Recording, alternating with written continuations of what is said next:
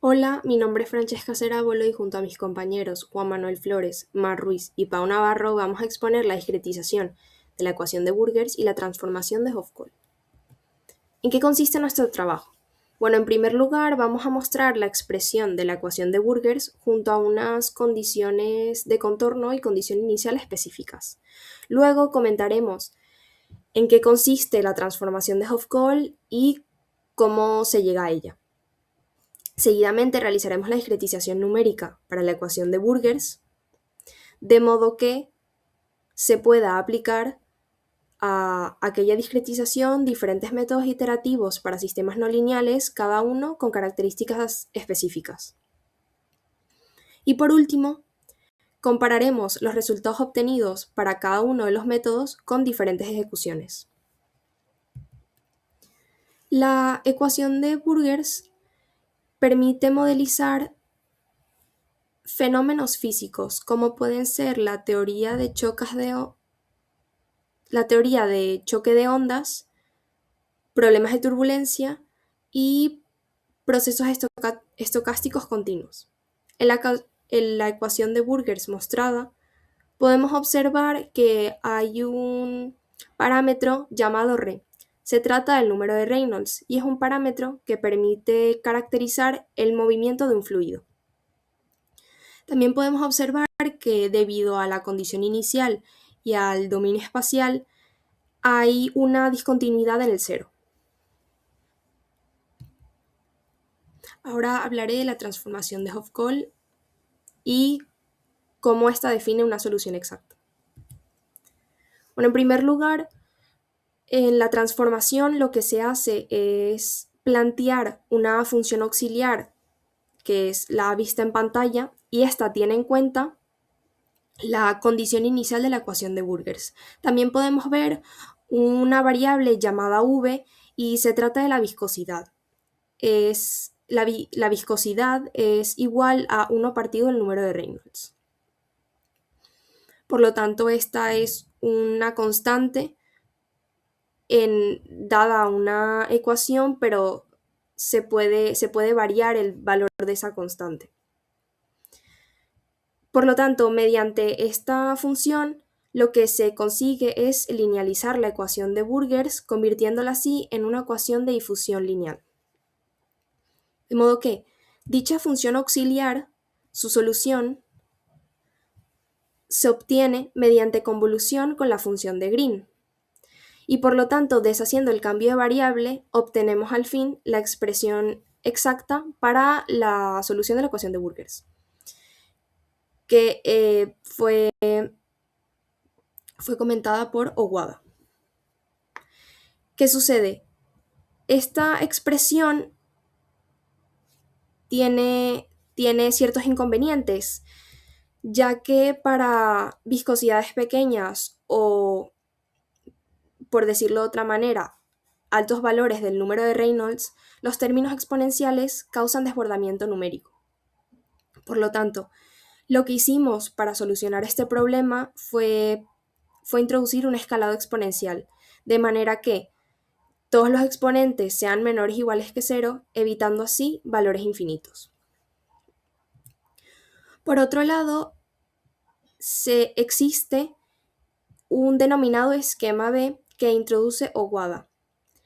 Este esquema se realiza a partir de la transformación de Hofkohl y consiste en realizar un mallado espacial tal que se pueda obtener la solución de la ecuación en un instante próximo de tiempo al que se parte de la condición inicial.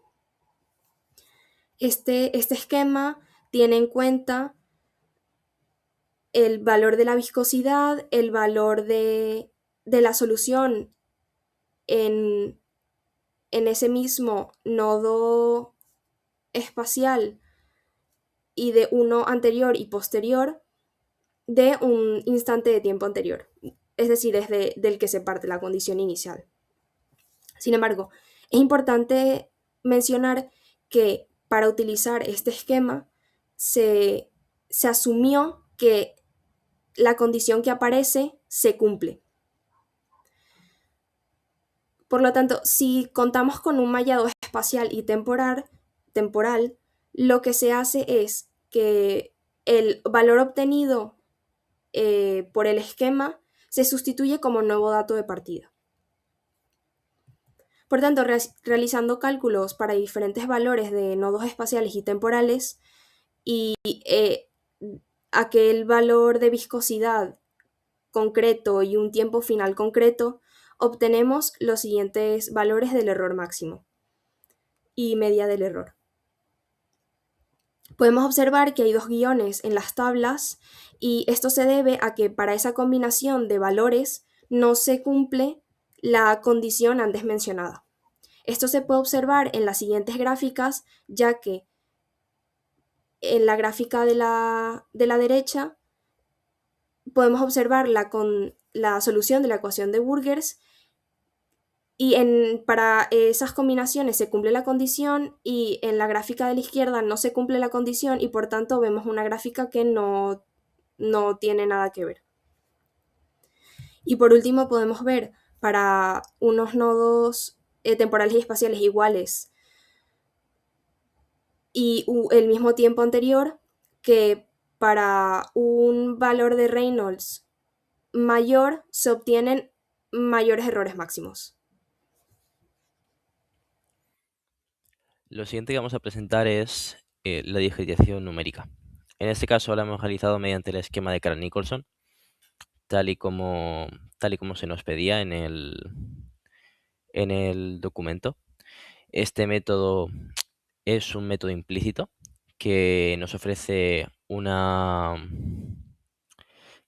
segundo orden en el término espacial y el término temporal, k al cuadrado más h al cuadrado. Y es resultado de aplicar diferencias centrales en los términos de x y diferencias progresivas en el instante tj y diferencias regresivas en el instante tj más 1. Como especificamos aquí, es equivalente a realizar, por así decirlo, unas diferencias centrales en el paso intermedio t más t j más 1 medio. Como podemos ver, pues al ser nuestra ADP no lineal, el término no lineal se ve reflejado de la misma manera dentro de la discretización. Tenemos un término u sub ij, un término u sub ij más 1, multiplicando a, estos otros términos que también son u sub ij, ¿no? Esto, siguiendo con el método de Kral-Nicolson, ¿no? Desarrollándolo, llegamos a esta expresión general, por así decirlo.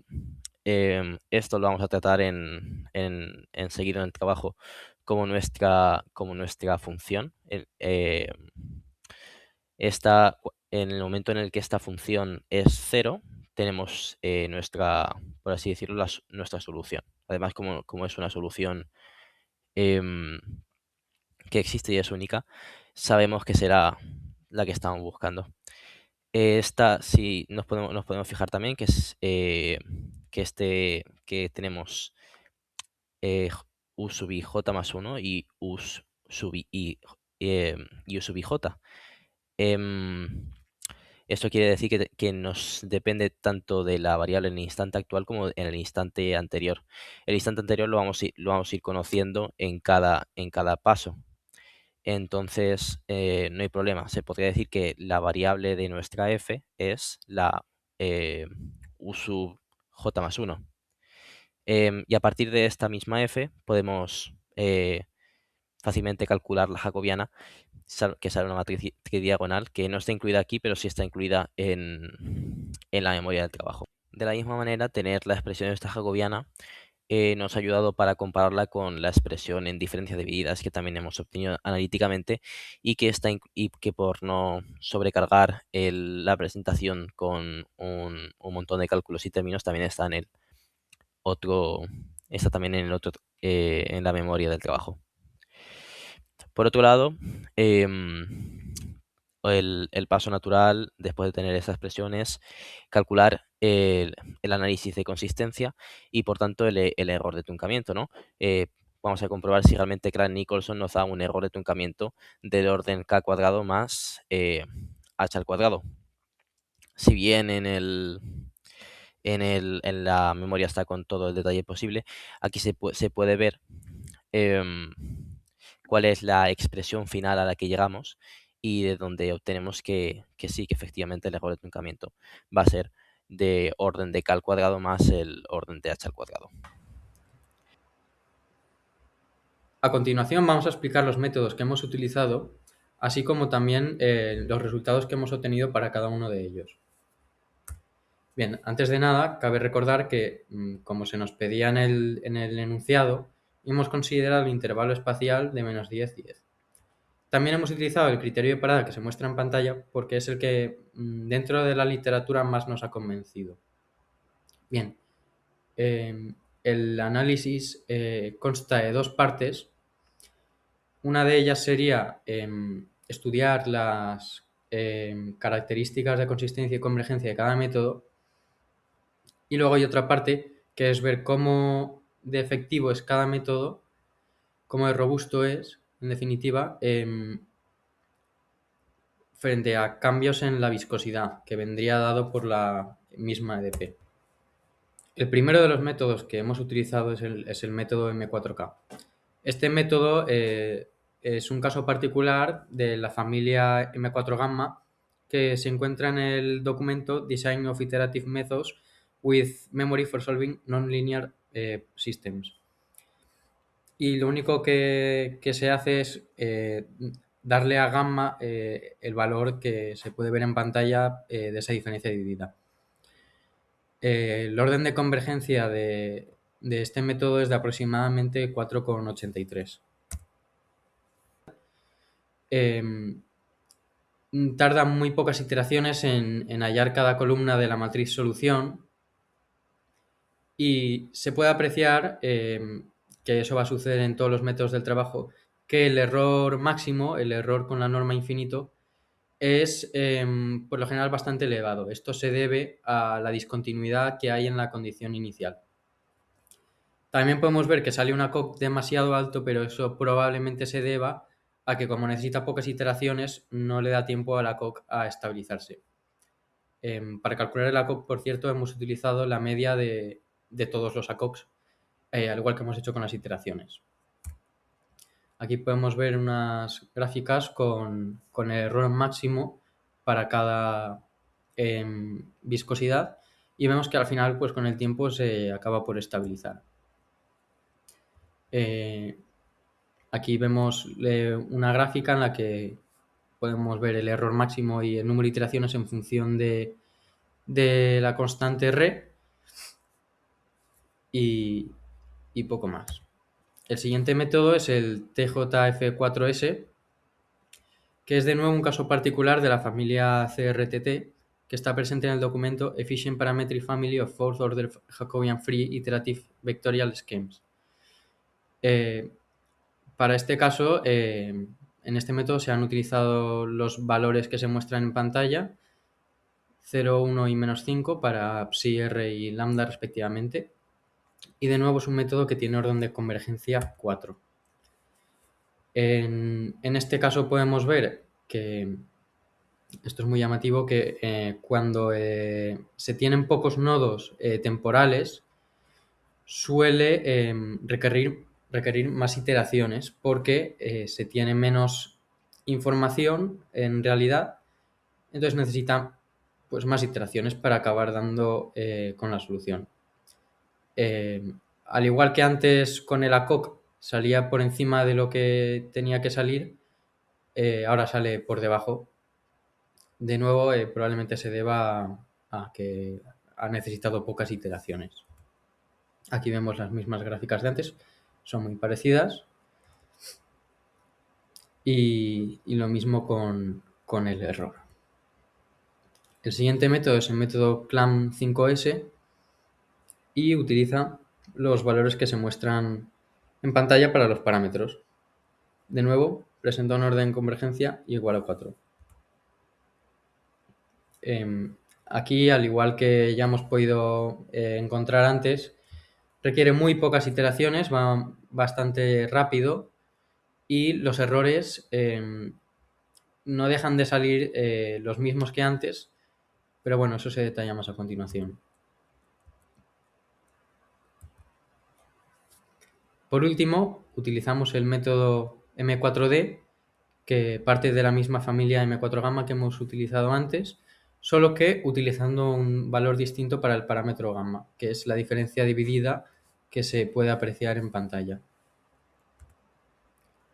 De una forma muy similar al método M4K, al final solo cambia la gamma entre ellos, observamos que sale una COC por encima del orden de convergencia que tendría que salir. Bien, a continuación vamos a establecer una comparación entre los diferentes métodos con el objetivo de ver cuál de ellos es el mejor en términos generales. Lo que nos encontramos es que el que menos iteraciones necesita para cumplir con la tolerancia es el método M4K, seguido del M4D, lo cual tiene bastante sentido porque son métodos de la misma familia, de orden 4, aunque la COC no lo refleje, y solo cambia el valor de gamma entre ellos. En lo que se refiere a la viscosidad, a los cambios en la constante R, podemos ver como el método TJF4S aumenta considerablemente el número de iteraciones que necesita para valores más pequeños de esta constante, mientras que métodos como el M4D y el M4K son más constantes a lo largo del tiempo en la medida en la que no necesitan más iteraciones en ningún caso. Aquí podemos ver una última gráfica en la que se aprecia la onda solución en el instante t igual a 1 para distintos valores de la viscosidad. A continuación se presentan los resultados numéricos y se responden a las preguntas planteadas. La primera pregunta que nos planteamos es si la estabilidad del método de diferencias finitas es independiente o no de los esquemas iterativos elegidos. Hemos llegado a que la estabilidad es una propiedad intrínseca de la discretización, en nuestro caso la hemos realizado mediante Crank-Nicolson, y que no depende del esquema iterativo utilizado. Esto es consistente con lo observado en el documento Métodos numéricos de resolución de ecuaciones en derivadas parciales, que expone que el esquema de Crank-Nicolson es incondicionalmente estable para problemas de difusión lineal. Además, en el documento Numerical Solutions of Turbulence Problems by Solving Burger's Equations, se valida empíricamente que la estabilidad incondicional se mantiene para el problema completo no lineal. Además, todos los métodos convergentes, en nuestro caso los 4 métodos son convergentes, alcanzan el mismo error global, como podemos observar en la gráfica. La segunda pregunta que nos hacemos es si los métodos libres de jacobianas funcionan mejor o peor que los métodos que usan matrices jacobianas. Sabemos que en resolución de problemas no lineales, el usar matrices jacobianas presenta ciertos inconvenientes. Generalmente, el uso de estas matrices restringe el método a una convergencia local. No obstante, cuando hemos estudiado el método CLAM5S, que está basado en la jacobiana exacta, nos hemos encontrado con que este método ha resuelto el problema satisfactoriamente. Pero, debido a las advertencias que acabo de plantear, decidimos realizar una comprobación para explicar el comportamiento del método.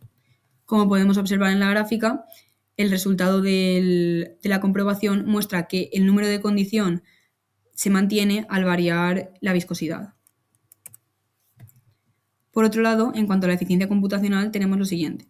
El coste operacional, tanto para la jacobiana exacta como para las diferencias divididas, es parecido, pero cuando nos encontramos con problemas de dimensiones superiores, los métodos libres de jacobianas hemos encontrado que son superiores en eficiencia, puesto que evitan el cálculo costoso de derivadas parciales. La tercera pregunta que nos hacemos es la siguiente. ¿Se mantiene el orden de convergencia de los esquemas iterativos al aplicarlos al sistema discretizado? Hemos observado que no necesariamente se mantiene el orden de convergencia y observamos dos comportamientos opuestos en cuanto a este orden de convergencia. Por un lado tenemos aquellos métodos que superan el orden teórico, que serían el M4K y el M4D. Cabe destacar el M4K con mayor ACOC, una COC del 7,10, y además es el método con menos iteraciones promedio, presenta unas iteraciones promedio de 2,01. Por otro lado, tenemos aquellos métodos que no llegan al orden teórico, que serían el CLAMP5S y el TJF4S. Presentan una COC en torno al 0,83 y esto se debe a la rápida convergencia, que está en torno a las 3 iteraciones. se alcanza la precisión de máquina antes de que el cálculo de la COC se estabilice, por lo que hemos concluido que no es un fallo del método. Finalmente, la última pregunta que nos hacemos es si los métodos con memoria son mejores o peores que los métodos sin memoria. Hemos concluido que los métodos con memoria son mejores. En cuanto a la eficiencia, los métodos con memoria presentan un menor promedio de iteraciones y hemos visto que esto se debe a que recaban la información de las iteraciones anteriores. En cuanto a la robustez global, hemos visto que los métodos con memoria mantienen la eficacia en todo el rango de viscosidades, mientras que los de sin memoria no. Y finalmente, en cuanto a la estabilidad, la introducción de la memoria en los métodos favorece un comportamiento más estable. Para terminar con el trabajo, vamos a presentar las conclusiones del mismo. La solución exacta mediante la transformación de Hofkohl, mientras que es útil para validar, presenta problemas para números de Reynolds elevados. Además, como la solución física es única, tenemos que y todos los métodos convergen a ella, tenemos que las diferencias entre los métodos radican en la eficiencia y en la rapidez, pero no en la precisión física. Como ya hemos comentado con anterioridad, los métodos con memoria superan el ACOC teórico, mientras que los métodos sin memoria ni siquiera llegan a alcanzarlo. Por lo que hemos concluido del trabajo que los métodos con memoria M4D y M4K son los que ofrecen la mejor combinación en cuanto a velocidad, estabilidad y eficiencia para este problema en particular. Aquí podemos observar las referencias que hemos empleado para resolver el problema.